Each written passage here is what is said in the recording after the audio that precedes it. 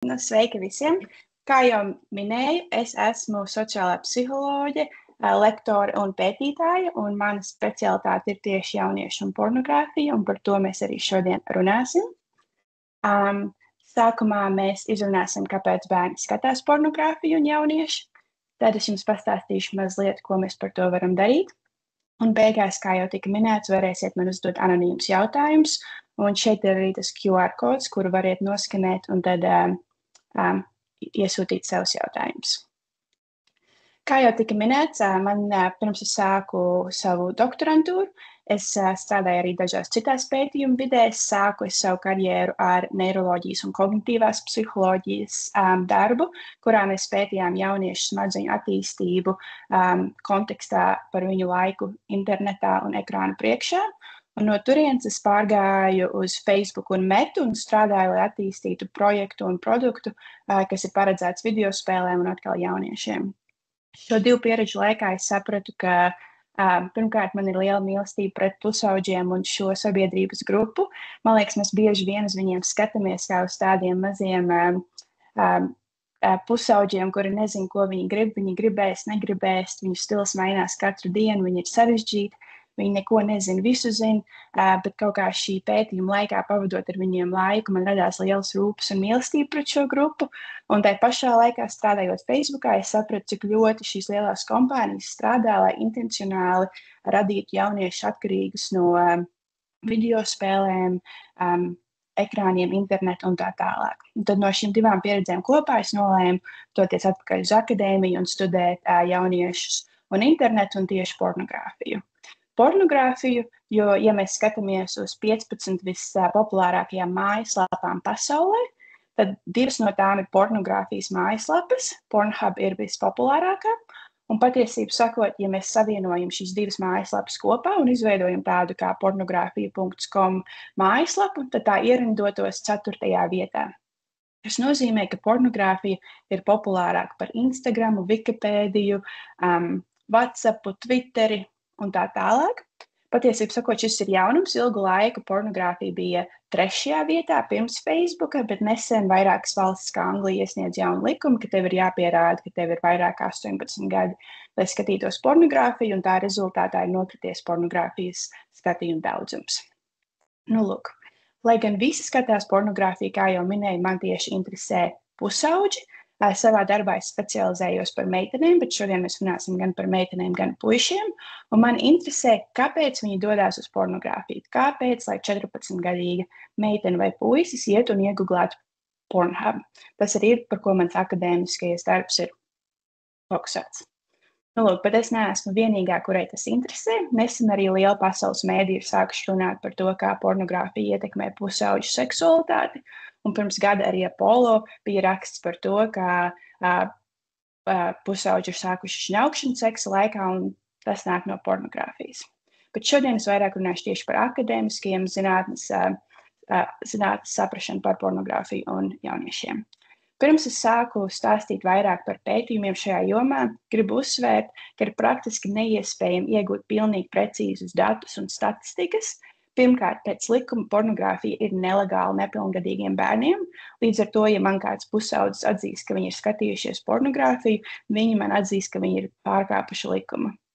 Otrakārt, pornogrāfija joprojām ir liels tabū temats, tāpēc, ja pat es spēju veikt savu pētījumu tā, ka man pusauģi var stāstīt par savu pornogrāfijas lietošanu, tik un tā ir šis tabū, un tad tā kā es saku, viņi man nemelo tieši, bet vienkārši nestāsta visu savu patiesību.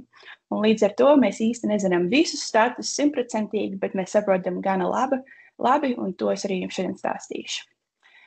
Ir grūti arī aptvert akadēmiskajā informācijā, cik daudz bērni redzējuši pornogrāfiju, jo mēs šobrīd zinām, ka iPad ir bezmaksas spēles, kurās ļoti bieži parādās reklāmas uz pornogrāfijas mājaslapām, un bērni pat neatpazīstot tās uz tām uzspiež un pēkšņi pornogrāfijas mājaslapā un redz šo saturu. Saprast, cik bieži tas notiek, ir grūti vai neiespējami, jo bērns pat nezin, ka tā ir pornogrāfija un ir ļoti maziņš vēl, bet tai pašā laikā visbiežāk bērns lieto iPadu momentā, kad vecākiem ir jāgatavo vakariņas vai jāpalīdz māsiņiem un brālītim, un līdz ar to nevienmēr redz, kas ir uz šī iPada ekrāna. Nu, lūk, lai nu kā mums ir gana laba saprašana par to, cik daudz pusauģi un bērni ir redzējuši pornogrāfiju. No pētījumiem Vācijā un Holandē mēs redzam, ka no 9 līdz 12 gadīgi bērni ir vismaz 19% redzējuši pornogrāfiju dažas reizes. Un, kad runa ir par vecākiem bērniem, jo pusauģiem lielākā daļa, gandrīz visi puiši ir redzējuši pornogrāfiju vismaz dažas reizes, un liela daļa meiteņu arī ir redzējuši pornogrāfiju dažas reizes. Šīs statistikas ir par to, ka mēs jautājam, vai tu esi redzējis pornogrāfiju vismaz dažas reizes pēdējo gadu laikā. Ja jūs prasīsiet, cik daudz no viņiem skatās pornogrāfiju regulāri, tad atkal to ir diezgan grūti izpētīt un saprast. Bet, piemēram, pirms 2 nedēļām es iesūtīju žurnālam rakstu, kurām es publicēju jauns atklājums, un man bija apmēram 600 pusauģu meitenes, un no viņām 48% bija lietojuši pornogrāfiju vairākas reizes pēdējo 3 mēnešu laikā. Tad kaut kur apmēram puse no meitenēm to lieto regulāri. Bieži man prasa, kāpēc tieši par meitenēm, vai tad nav tā, ka tikai puišiem patīk pornogrāfija vai interesē pornogrāfija. Tā nav taisnība, tas ir mīts, gan meitenes, gan zēni skatās pornogrāfiju, un starp dzimumiem šī atšķirība nav tik liela, kā bieži tiek uzskatīts. Lai gan daudz pētījumu rāda, ka jā, puiši skatās pornogrāfiju biežāk nekā meitenes, atšķirība parasti nav statistiski tik nozīmīga. Un patiesībā sakot, mēs redzam, ka progresīvākās valstīs, kā Holandē, šī atšķirība ir vēl mazāka. Svarīgāka atšķirība ir tieši, kāpēc meitenes un puiši dodas uz pornogrāfiju un ko viņi tajā skatās, bet par to mēs parunāsim vēl vairāk mazliet vēlāk. Un pētījumi rāda, ka neatkarīgi no dzimuma mēs zinām, ka jaunieši, kuri ir nelaimīgāki un kuriem ir zemāka dzīves kvalitāte, ir biežāk dosies uz internetu pornogrāfiju. Tātad mēs vairāk zinām par jauniešiem kā grupu, kā puiši un meitenes atšķirību. Nu, lūk, tad dodoties atpakaļ uz mani jautājumu, kāpēc pusauģi dodās uz pornogrāfiju, kāpēc viņi to meklē. Es esmu uzzinājis, ka es neesmu pirmā zinātniece, kurai šis jautājums interesē, un mēs jau zinām, ka pētījumi rāda, ka jo mazāk bērni iegūs visaptverošu seksuālo izglītību mājās un skolās, jo ir lielāka iespēja, ka viņi meklēs pornogrāfiju, lai saprastu, kas tad ir seks, ko tas nozīmē un kā tas izskatās. Tas nozīmē, ka jā, ja mēs saviem bērniem sakam tikai gaidot uz kāzām vai dodam viņiem prezervatīvu, un lai viņi paši izdomā, ko tas nozīmē vai ko ar to darīt, viņiem joprojām būs daudz neatbildētu jautājumu par seksu un attiecībām, par kuru visi runā, kas ir filmās, un viņi nezinās, pie kā doties ar šiem jautājumiem, un visticamāk dosies uz Google, un no Google dosies uz pornogrāfiju, kur viņi arī jutīsies, ka viņi varēs atrast atbildes uz visiem saviem jautājumiem. Lai nu kā es minēju, tas viss ir par to, ka ir jāiegūst visaptveroša un kvalitatīva seksuālā izglītība. Un, kad es runāju par seksuālo izglītību, es domāju par Pasaules veselības organizācijas definīciju par seksuālo veselību, kas norāda, ka tā nav vienkārši slimību neesamība, bet arī patīkamas, baudāmas un drošas seksuālās pieredzes. Un tātad, ja mēs savā seksuālajā izglītībā runājam tikai par to, kā pārliecināties, ka meitene nepaliek stāvoklī, kā lietot prezervatīvu un tā tālāk, mēs tikai iemācam saviem bērniem daļu no seksuālās veselības un saprotošu iemeslu dēļ otru pusi seksuālās izglītības viņiem paliek neatbildēta. Un viņi grib uzzināt šīs atbildes un saprast, ko un kas tas nozīmē. Un tā, kā jau minēju, tad viņi dodās uz pornogrāfiju, lai atrastu šīs atbildes un iegūtu savu seksuālo izglītību. Pirms es vairāk par to stāstu un ko tad nozīmē, ka pusauģi dodās uz pornogrāfiju, lai iegūtu seksuālo izglītību, es gribu teikt, ka šī tēma ir sarežģīta un prasa lielu empātiju. Un arī es kā pētniece pieeju šim jautājumam ar lielu empātiju, jo ir viegli nosodīt skolu sistēmas, ka nerunā gan par seksu, ka nav gan atbalsta skolotājiem, vai ka vecāki nezin, kā pareizi par to runāt, vai nosodīt pašus jauniešus, ka viņi dodas uz pornogrāfiju, bet es domāju, ir svarīgi apzināties, ka visiem šis ir sarežģīts tabū temats, neviens īsti nezin, kā pareizi rīkoties, un visi dara, ko vien zina, un kā vien māk, un kā tika darīts, un ko dara draugi, un tā tālāk. Un, līdz ar to gribēju mudināt mūs visus pieeja šim jautājumam ar empātiju. Lai nu kā, tātad turpināsim runāt par pornogrāfiju kā seksuālo izglītību. Un atkal tikai, lai visiem viss ir skaidrs, runa ir tieši par to, ka bērni cenšas saprast, kas ir bauda, kā izskatās seks un ko darīt seksa laikā. Un no šī izriet seksuālo skriptu teorija, Šī ir teorija par scenārijiem. Tie ir tādi kā mūsu galvā veidojoši notikumi vai scenāriji, kas rāda, kā mēs domājam, kas ir normāli un pieņemami uzvesties seksā. Tie palīdz saprast, ko sagaidīt no seksuālām pieredzēm, kas tiek gaidīts no tevis, un bieži šie noteikumi, jeb scenāriji atšķirās vīriešiem un sievietēm. Šis nav tikai pornogrāfijā, mēs to arī redzam sabiedrībā, filmās, videoklipos un tā tālāk. Tā ir tāda kā scenārija, uz kuriem mēs balstamies, tad, kad mums ir pašiem savas seksuālās pieredzes. Viens no populārākajiem seksuāliem skriptiem akadēmijā ir heteroseksuālais skripts, kurš stāsta par to, ka vīrietis injicē seksu un vīrietis ir par un ap seksu un tikai ļoti grib seksu, bet sieviete ir pasīva, sieviete tikai grib romantiku un mīlestību. Un šis skripts ir visur. Atkal, tas nav tikai pornogrāfijā, tas ir arī filmās un sabiedrībā. Bet obligāti ir pieteikt, ka šis ir tikai skripts un ka tā nav taisnība un šis nav balstīts uz zinātni. Un es domāju, tas arī ir pašsaprotami, ka gan vīrietis, gan sieviete grib gan mīlestību, gan seksu, gan visu pozitīvo un tā tālāk. Nu, lūk, bet šis heteroseksuālais skripts ir pornogrāfijā ļoti izteikts ar ļoti lielu agresivitāti. Un, piemēram, sievietes orgasms simbolizē nevis sievietes baudu, bet vīriešu uzvaru, ka viņš spēj sasniegt šo momentu, kurā viņš spēj sievietei sniegt šo baudu. Bieži ir dzirdams tādas frāzes kā angliski come for me, it kā sievietes orgasms būtu par viņu, par vīrieti. Un sievietes, kuru vīrieši skatās pornogrāfiju, ir norādījuši pētījumos, ka viņām patiesībā sakot ir sliktāka seksuālā pieredze un mazāk orgasmu, kā sievietes, kuru vīrieši neskatās pornogrāfiju tik daudz. Un līdz ar to jau atkal sievietes bauda ir kontekstā par vīrieti un par un ap vīrieti, kas saskana ar šo heteroseksuālo skriptu. Un pornogrāfijā sieviete tiek attēlot kā objekts vīrieša baudai. Daži no jums varbūt zinās šo point of view kategoriju pornogrāfijā, kurā pat vīrieša seja nav redzama, un viss video ir tā, it kā kamerai būtu seks ar sievieti. Un reti ir šādi video redzami otrādā, kurā sievietei ir seks ar vīrieti. Un šajos video, kurā šai kamerai ir seks ar vīrieti, mēs redzam, ka sieviete tiek stista, žņaukta, un tas tiek norādīts tā, it kā viņai būtu bauda, ka tas, ka vīrietis pret viņu izturās kā pret tādu objektu, ka tas rada sievietei seksuālu baudu. Un tam pa virsmu mēs vēl zinām, ka apmēram 70% porno video ir attēlota vardarbība, un lielākajā daļā gandrīz visā no tā, ja tā vardarbība ir vēsta pret sievieti.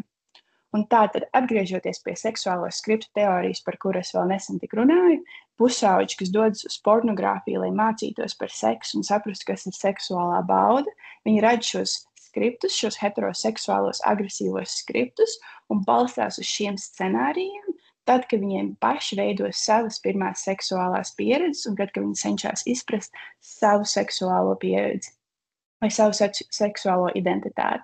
Un tātad seksuālie skripti var būt diezgan abstrakti, kuros nav konkrētu rīcību, konkrētu saprašanu, vai tie var būt ļoti konkrēti, tādi kā no pornogrāfijas, kurā ir rādīts, ka, ja tu daudz sievieti, viņi to seksuāli izbaudīs.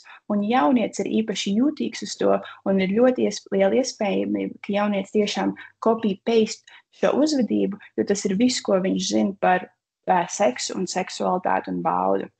Bet, ja jaunietis neskatās pornogrāfiju vai tādu tipu mēdījus, tad jaunietim ir iespēja lēnu garu runājot ar savu pirmo draugu vai draudzeni vai kādu vien ir šī situācija, lēnu garu izprast, ko viņi grib darīt, ko viņi negrib darīt, kas viņiem patīk, un balstīties tad uz šīm sarunām un šiem kontekstiem, veidojot savu seksualitāti un savas pirmās seksuālās pieredzes.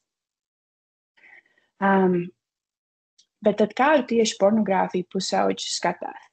Tātad, kā es jau esmu minēju, šī agresivitāte, heteroseksuālais skripts, un tas viss ir visur par un ap pornogrāfiju, to mēs redzam visur, bet vai ir skaidrs tieši kādu pornogrāfiju skatās paši pusauģi?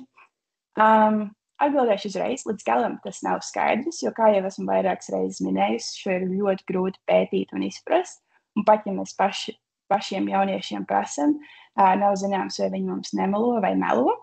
Piemēram, manā pētījumā, par kuru jau minēju, kur pirms 2 nedēļām iesūtīju žurnālam, populārākā kategorija manām meitenēm bija big butts, jeb lieli dibeni. Nav skaidrs, kāpēc 15-gadīgas meitenes grib to skatīties, bet kategorijas ir tieši tādas pašas kā pieaugušiem cilvēkiem, un viņi tās arī skatās. Mēs arī zinām, ka pornogrāfija šobrīd tiek veidota tā, lai viņa būtu interesanta jauniešiem un bērniem, un lai viņiem tā šķitu saistoša un interesanta. Cilvēki bieži izvēlās mēdījus, kuros viņi var saskatīt sevi un savas intereses. Un neatkarīgi no tā, vai tas ir motocikls pieaugušam vīrietim vai video spēle bērnam, pornogrāfija vienkārši tiek veidot kā kaut kas tāds interesants, saistās ar tavu dzīvi ārpus seksualitātes un pornogrāfijas.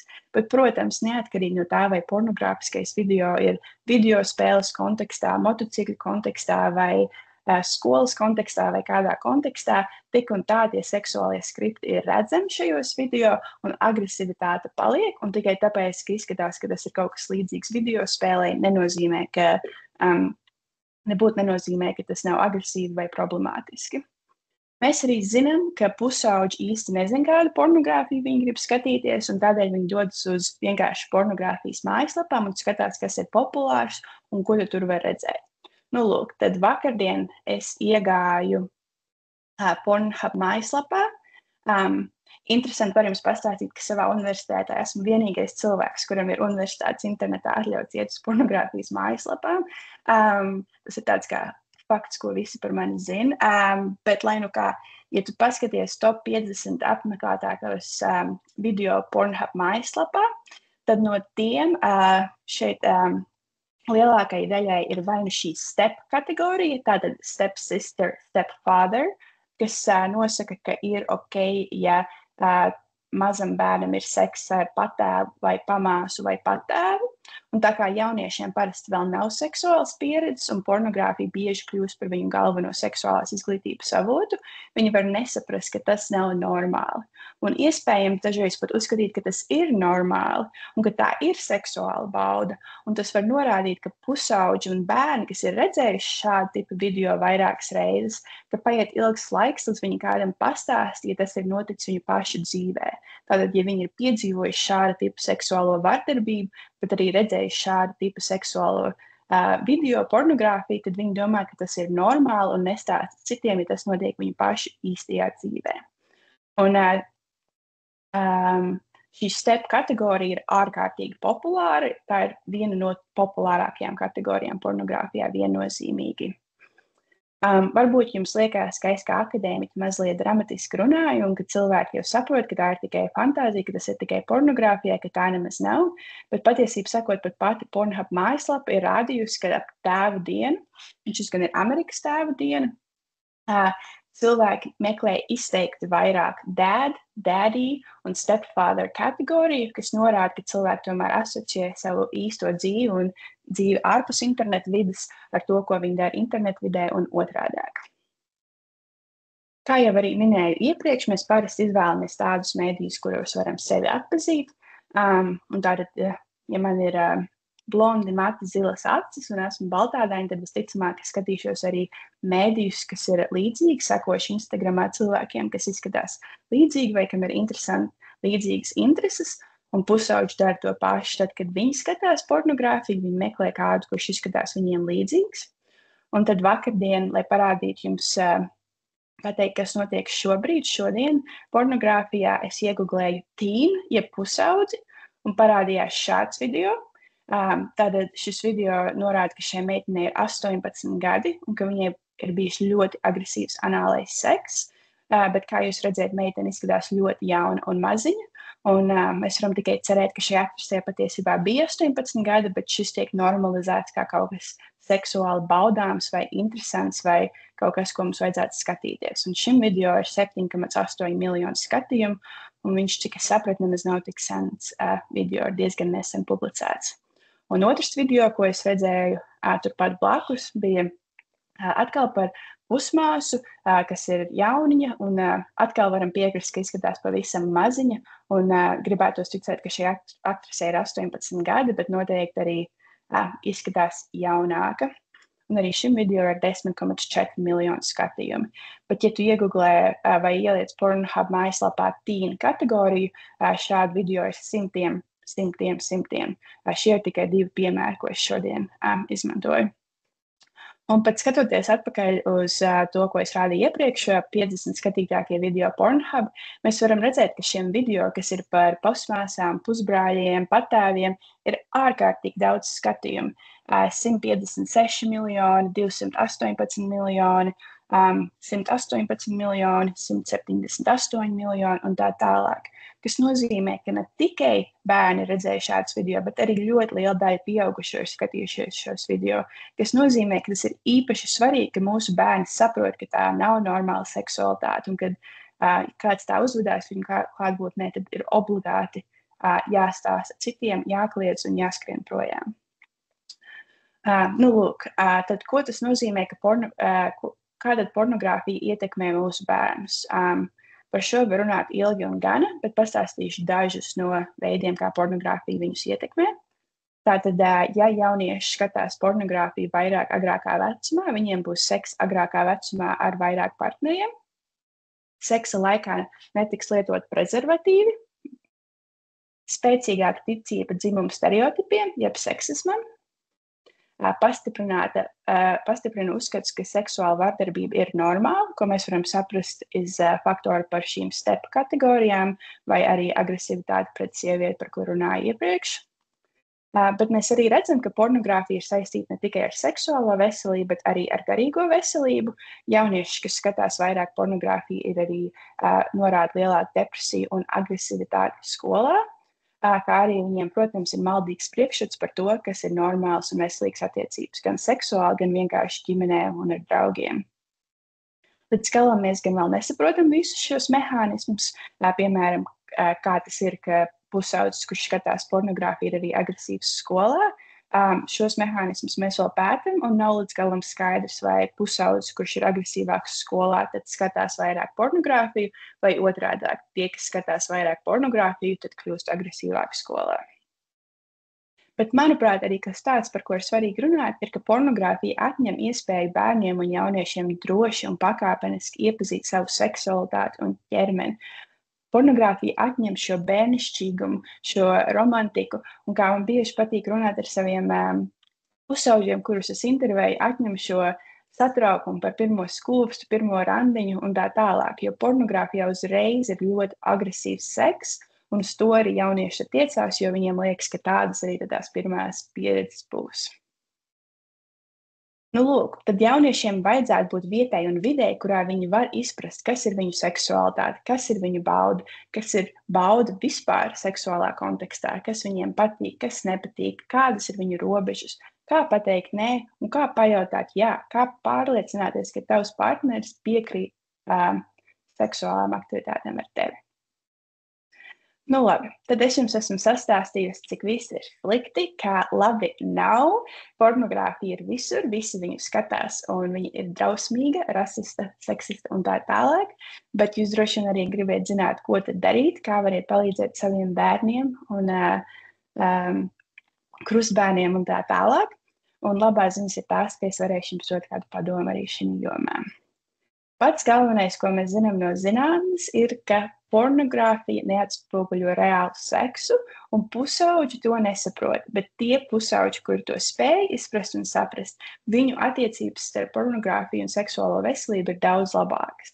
Tātad, ja mēs zinām, ka no pornogrāfija noved pie sliktākas seksuālās veselības, tad, ja jaunietis saprot, ka pornogrāfija neatspoguļo reālu seksu, tad šis moderācijas efekts ir daudz mazāks. Tātad, piemēram, tikko manā pētījumā mēs novērojām, ka meitenes, kas skatās vairāk pornogrāfiju, domāja, ka piekrišana seksuālā aktivitātei nav tik svarīga. Bet meitenes, kuras saprata, ka pornogrāfija neatspoguļo reālu seksu, šī asociācija nebija statistiski nozīmīga.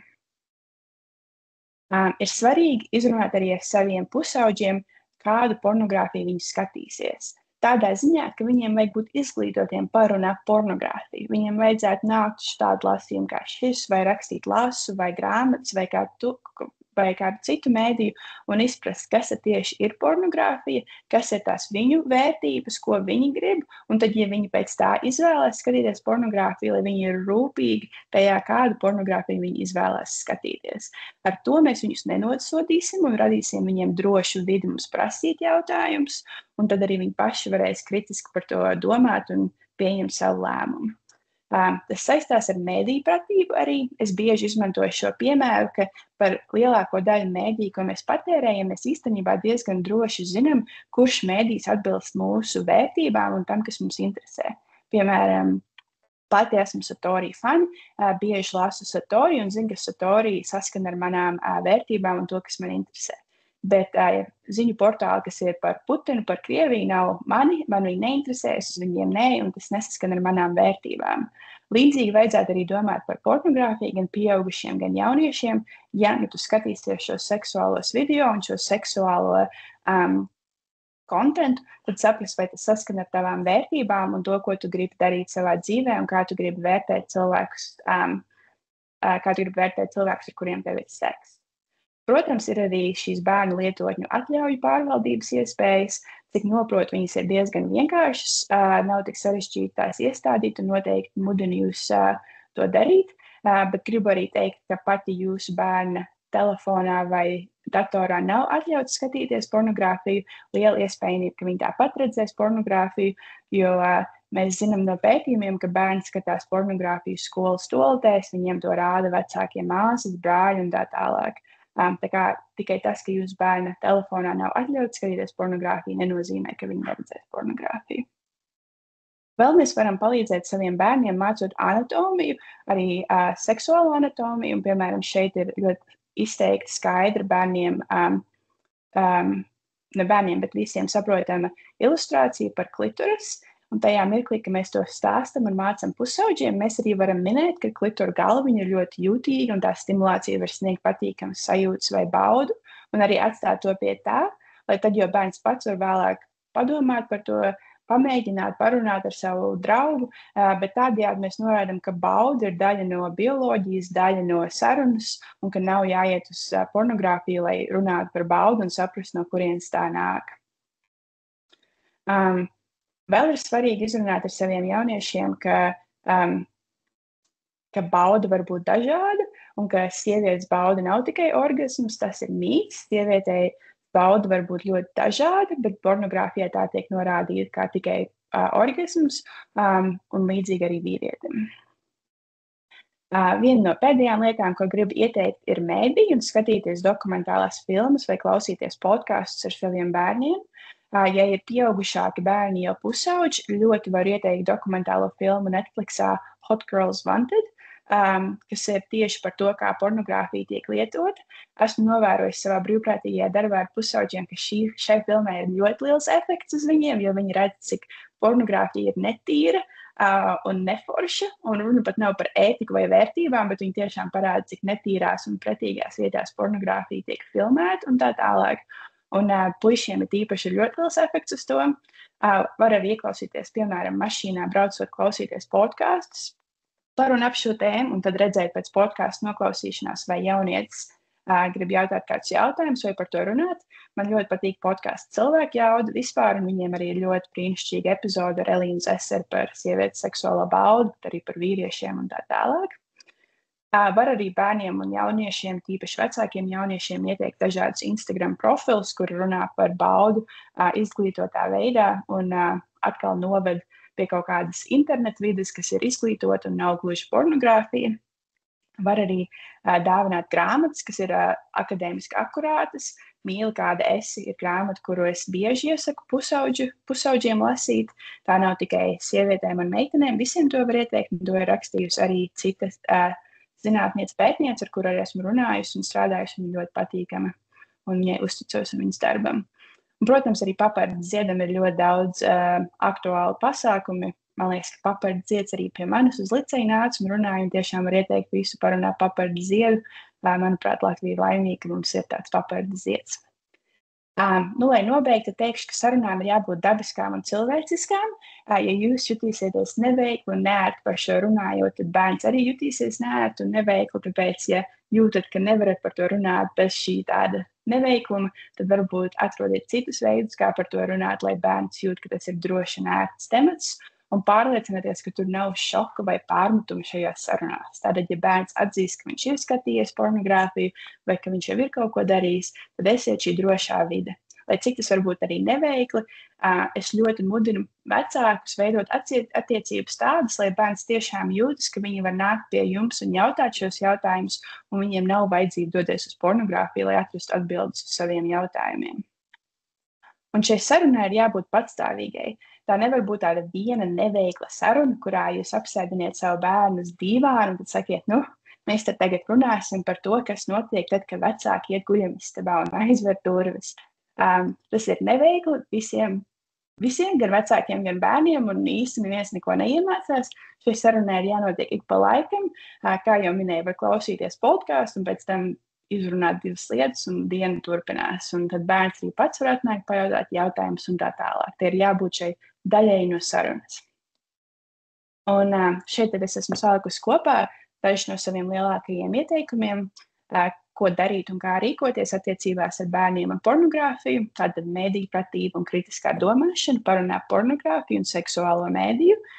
Bērnam ir jāsaprot, ka pornogrāfija ir fantāzija un ka tas nav īsts teksts. Šis ir vissvarīgākais. Ja bērns to saprot, tad tas ir ļoti, ļoti, ļoti, ļoti nozīmīgi. Ja bērns joprojām izvēlās skatīties pornogrāfiju, tad mudināt viņu vērtīgi izvērtēt, kādu pornogrāfiju viņi skatās. Tad neskatīties šo agresīvo pornogrāfiju, šo stepsister, stepbrother pornogrāfiju un tā tālāk. Normalizēt sarunu par baudu, lai jaunietis jūtas, ka viņi zina, pie kā viņi var doties, lai jautātu šos jautājumus. Un atkal, lai viņi nejūtas, ka viņiem ir jādodas uz pornogrāfiju. Un saprast, ka tāpat pornogrāfija neatbildēs viņu jautājums par baudu, jo ja jaunieši un cilvēki veido savu seksualitāti tā, kā tā ir parādīta pornogrāfijā, tad bauda patiesībā sakot būs mazāka, tīpaši sievietei. Un atgādināt mūsu bērniem un jauniešiem, ka interese par seksualitāti ir normāla un veselīga, arī no psiholoģiskā viedokļa šis ir pusaudžu laiks, ir laiks, lai saprastu savu seksualitāti, un viņiem nebūtu jākaunās par to, ka viņiem ir jautājumi par to. Tā ir tikai daļa no viņa attīstības. Paldies!